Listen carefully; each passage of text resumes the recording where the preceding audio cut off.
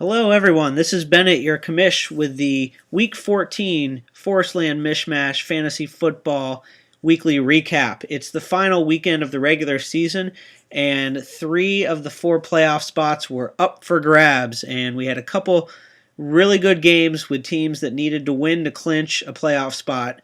So let's get right into it with the game of the week. The Real Slim Aussies narrowly defeating Ray Finkel's Kicking Academy, 161-149.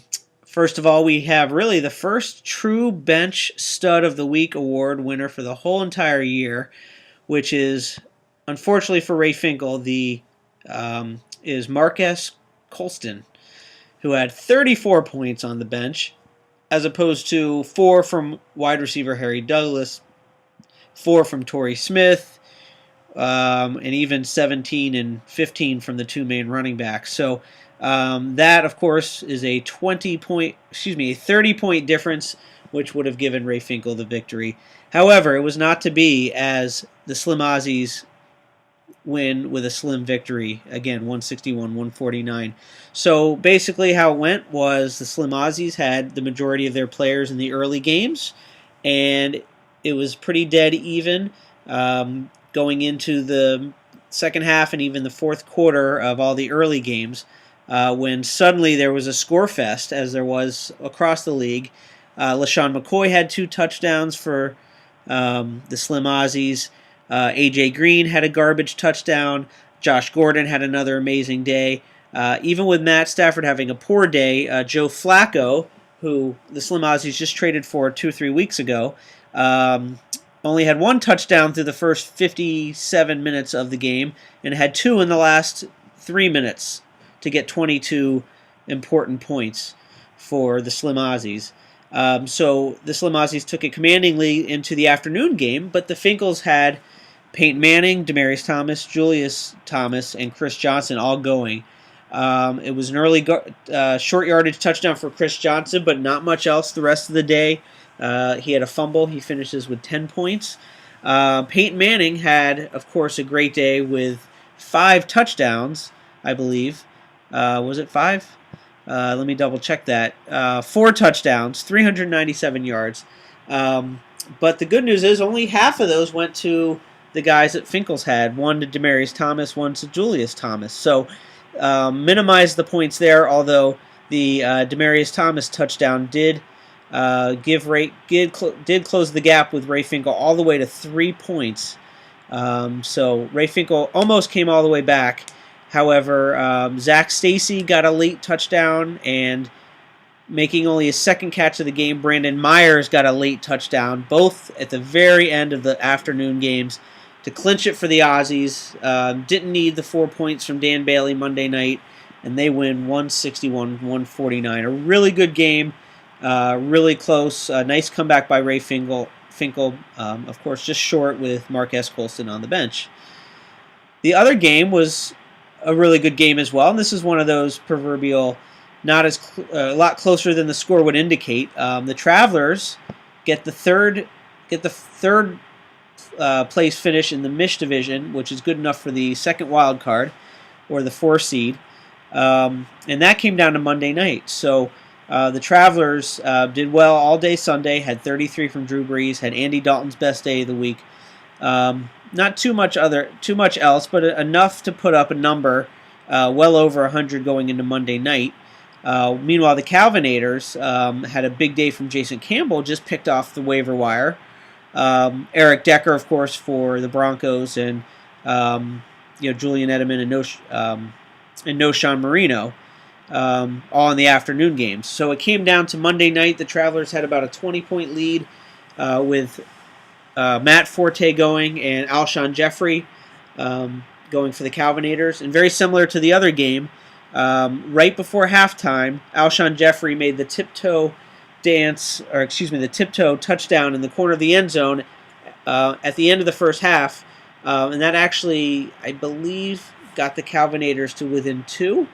Or maybe even put them up 2. I can't remember exactly. But so going into halftime, the Calvinators cut the lead to just a couple points. And But that was about it for the rest of the game. Alshon Jeffrey did not have another catch for the rest of the game, and Matt Forte broke off a couple long receptions and had a touchdown to ice it. And the Travelers get a playoff spot with the 183-156 victory, with Matt Forte getting 12 more points than Alshon Jeffrey to secure the win for the Travelers. So those were the two big games. I also failed to mention that the Ray Finkel had the MASH division title in his hands with a win, would have clinched it. Instead, gets the loss, falls to 7-7, and Third and Oolong sneaks in and gets the division title and gets an automatic berth in the playoffs.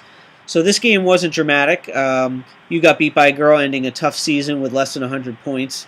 Meanwhile, Third and Oolong is hot at the right time. Only a couple points from the two quarterbacks, but Jamal Charles with 30 points. Andre Johnson, I think, had about 13 catches, if I remember correctly. 13 catches, 154. Didn't get a touchdown, but tons of points. Antonio Brown would have had even more points had he not stepped out of bounds on that last play of the game in Pittsburgh. And then Keenan Allen, who was the one who was traded for Joe Flacco, has been very solid for Third and Oolong since the trade. He had 9 catches for 124, 8 for 106, and only 3 catches in this game, but 2 touchdowns. So Keenan Allen, that's a pretty good trade for both teams, and it'll be interesting to see next week if one of those players is the difference for either of those two teams. So, again, tough luck season for You Got Beat by a Girl. She's done. Third and Oolong plays on. We also had the number 1 seed Cartel with a pretty easy victory over the Darth Taters, just sort of in warm-up game for the playoffs. Spring Street Stallions made a valiant effort. They did their job. They got 177 points and won, but needed help from either from the Travelers, they would have been in, or if Slim Aussies would have lost and Stallions would have scored a net of 60 more points. Those two scenarios, neither of those happened, and the Stallions are 8-6, but are out of the playoffs.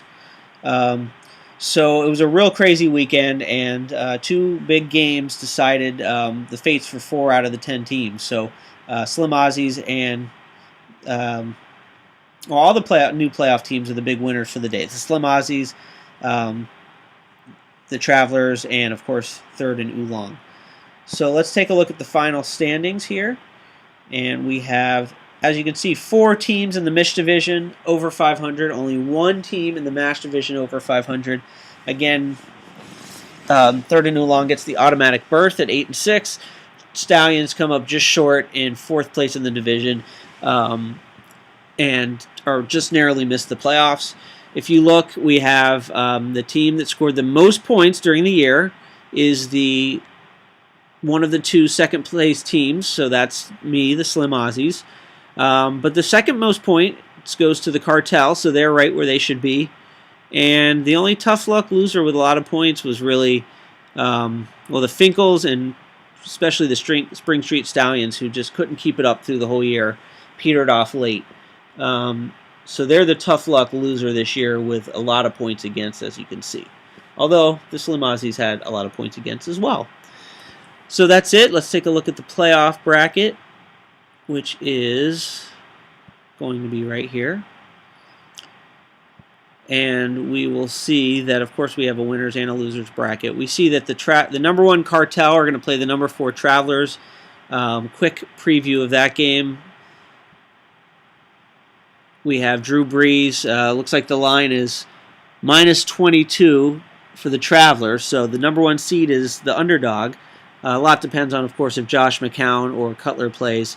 The Cartel will have one of those 2 players in, whoever gets the start. So that could change the line there.